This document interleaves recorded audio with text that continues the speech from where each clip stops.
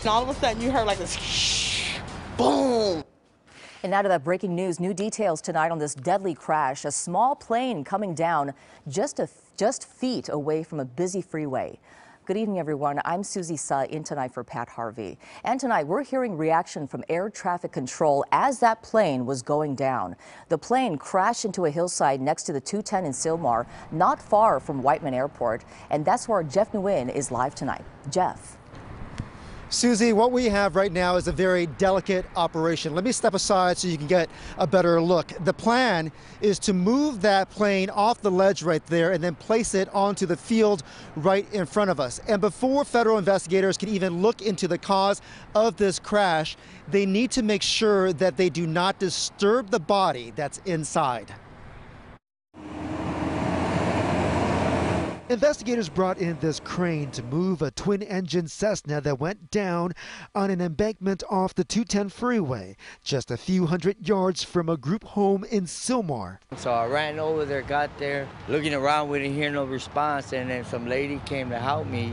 And when I looked at the wheel, I seen the glass, and then I turned around and I seen the body. Here is radio transmission from air traffic control at Whiteman Airport in Pacoima, where the flight took off. I just saw that Skymaster fall out of the sky there. He was at 2,100 and then just descended quickly.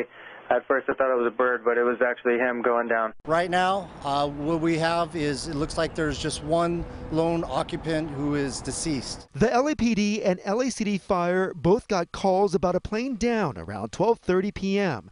Officers found the plane on a ledge, so they climbed up the embankment to stabilize it with firefighters. Fortunately, it was not on the 210 freeway because things would have obviously been a lot worse. The plane came down in an area that's surrounded by power lines. We did not get any information to tell us that the power lines were involved in the airplane crash. First responders did have to close down 2 lanes of the westbound side of the freeway. There wasn't any fire. There was a small fuel leak that was contained by the fire resources. We built a small berm to keep the fuel from leaking down onto the freeway. While only 1 person died in the tragedy, witnesses say they're thinking about the lives left behind. You're in our deepest prayers and you have our deepest sympathy.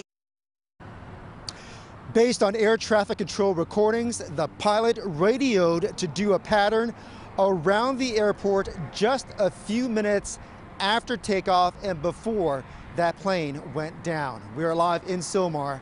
Jeff Nguyen, CBS 2 News.